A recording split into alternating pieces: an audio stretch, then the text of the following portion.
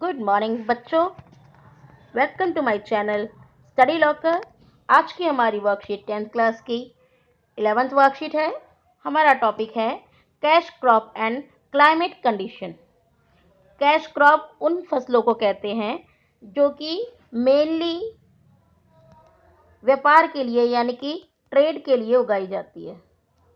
इसका जो मेन हमारा एम होता है वो मनी होता है, money and trade. Okay. A, a cash crop or profit crop is an agricultural crop which is grown to sell for profit.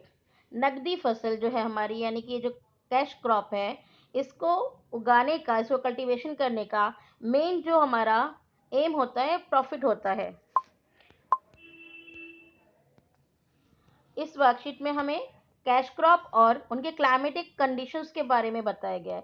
Climatic condition का मीन्स मतलब है वहाँ पर जो हम क्रॉप उगा रहे हैं उसके लिए टेम्परेचर कितना चाहिए, उसके लिए वहाँ का क्लाइमेट किस टाइप का होना चाहिए, वहाँ का वेदर कैसा होना चाहिए। तो सबसे पहले हम टी को देखते हैं। T buses required warm and moist Frost free climate. Frost free climate का मतलब है ऐसा वातावरण, ऐसी जलवायु जहां पर बर्फ ना जमी हो, पाला जिसे कहते हैं। All through the year, frequent showers evenly distributed over the year. मतलब कि यहाँ पर जो आपकी वर्षा है, शॉवर्स है, वो पूरे साल होनी चाहिए, कंटिन्यू होनी चाहिए। नेक्स्ट हमारा है कॉटन। कॉटन कॉटन ऐसी क्रॉप है जो कि हमारी जो इंडस्ट्री है, जो फैक्ट्रीज हैं जिसमें हमारे कॉटन के कपड़े वगैरह बनते हैं, उसके लिए ये बेस का काम करती है। Warm and moist Frost free climate all through the year.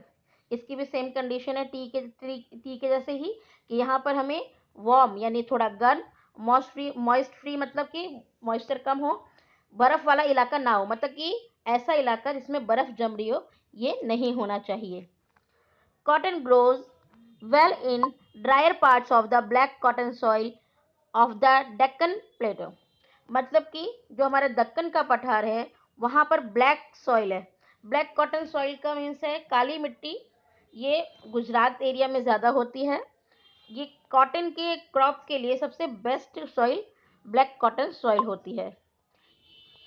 It requires high temperature, light rainfall और irrigation।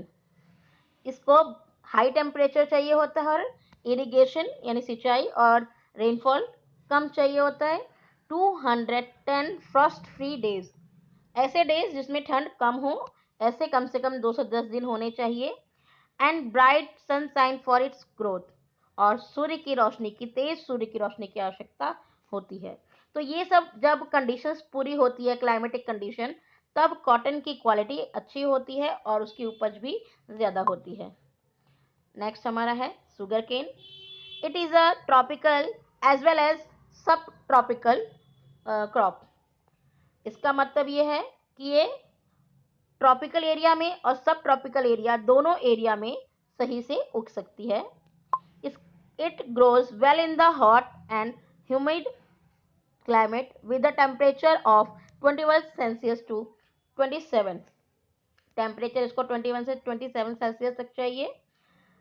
And an annual rainfall between 75 centimetre and 100 centimetre.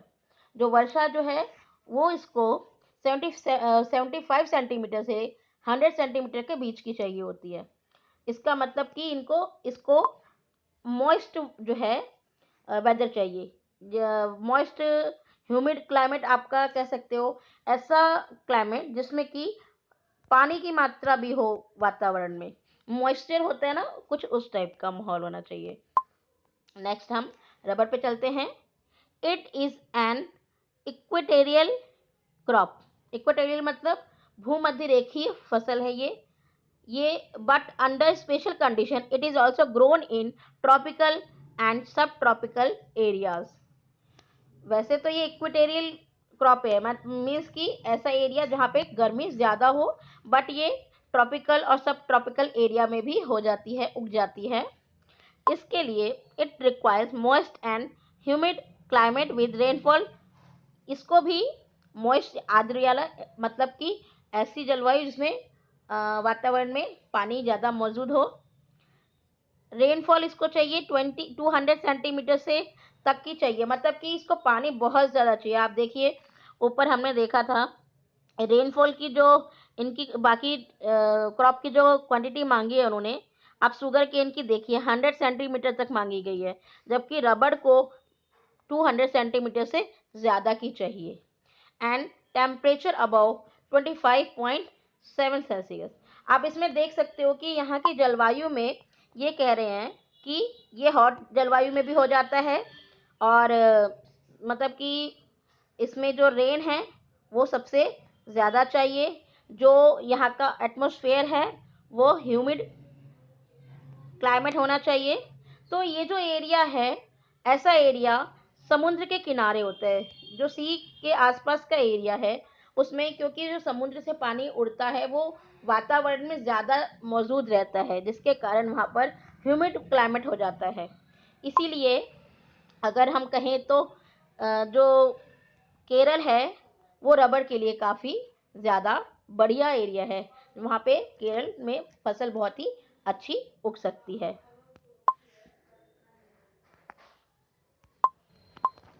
Okay guys, अब हम क्वेश्चन आंसर्स की तरफ चलते हैं।